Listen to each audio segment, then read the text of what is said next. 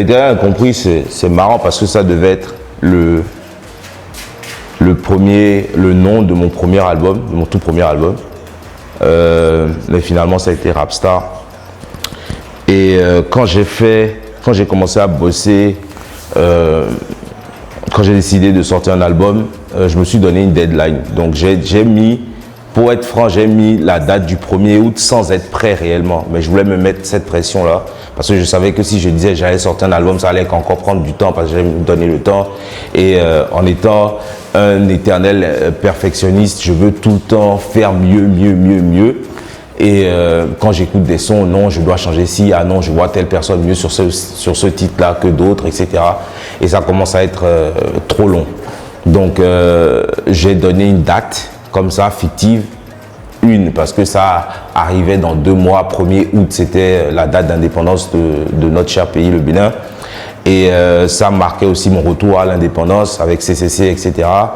Et le titre était parfait, en fait, parce que entre tout ce que les gens disaient de mon expérience à Universal, les quelques doutes que moi aussi j'ai eu à un moment ou à un autre, Osiris, Aphrodite, sorti, pas sorti, etc. Donc Éternel Incompris, c'était, si tu veux, le parfait titre pour moi, pour cet album. C'est le dernier album en plus, donc ça faisait, si tu veux, le cycle se referme, 360, avec le premier son de l'album qui est un son avec Anwar, qui a été aussi la première personne avec qui j'ai fait du son. Quand j'ai commencé à faire du son, c'est la première personne qui m'a appris un peu les rouages de la pose, du studio, etc.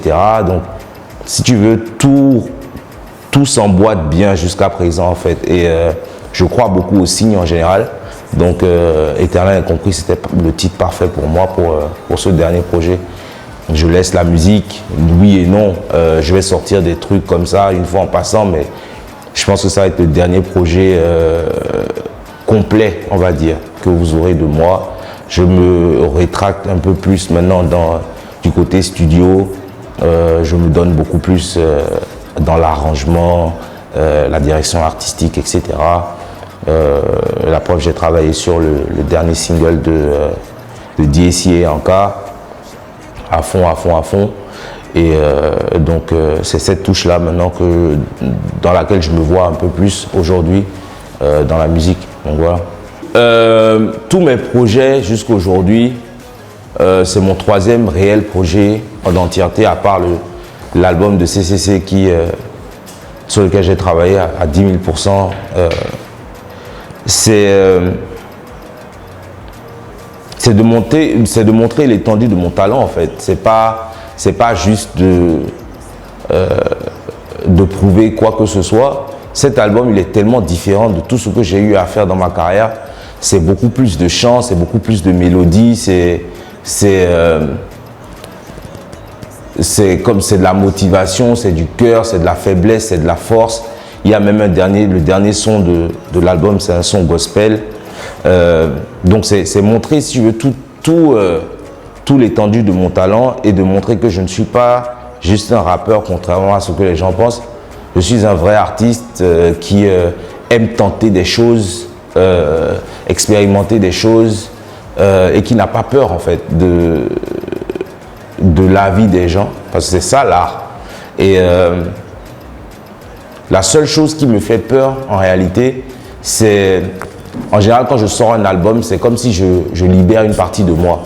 Donc, c'est pour ça, en général, ça me prend du temps, parce que je suis une personne qui est très intimiste. Je n'aime pas que les gens sachent qui je suis en réalité. Donc, j'ai ce mur-là devant moi en général. Donc, un album, c'est très, très personnel pour moi. Donc, quand je libère ça, il y a beaucoup de vérité dans mes albums en général. C'est soit moi, soit c'est des gens proches de moi. Donc, je raconte leurs expériences à travers moi, ma vision, ou je raconte ce que j'ai appris ou bien ce que j'ai ressenti à des moments T de ma vie pendant la période où j'écrivais cet album.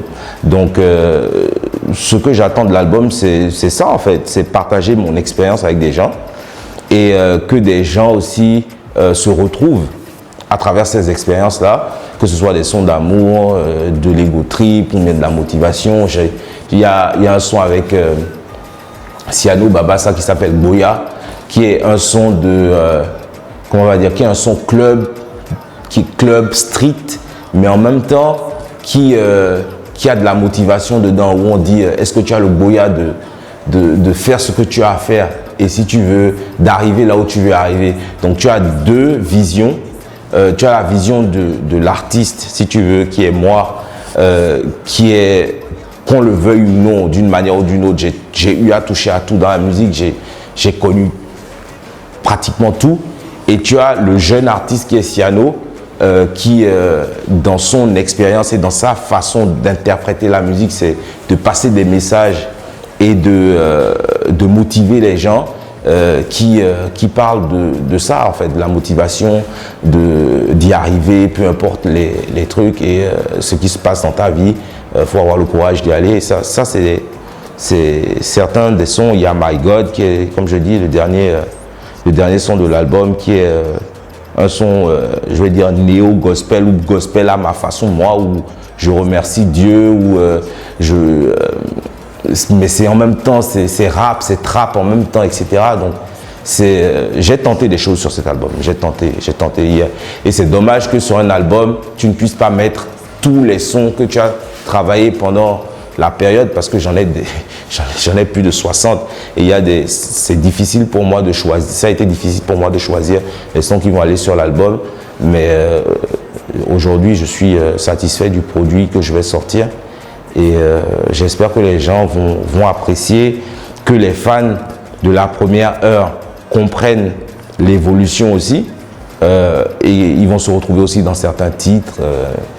Et que certaines personnes qui sont de la nouvelle génération, etc., aussi se retrouveront dans les titres.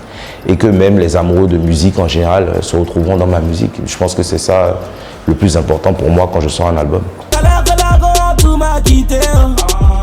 C'est dans ma galère que la God m'a quitté. Elle veut des millions. Ouais, bon, en termes de feat, oui. Hein. Donc j'ai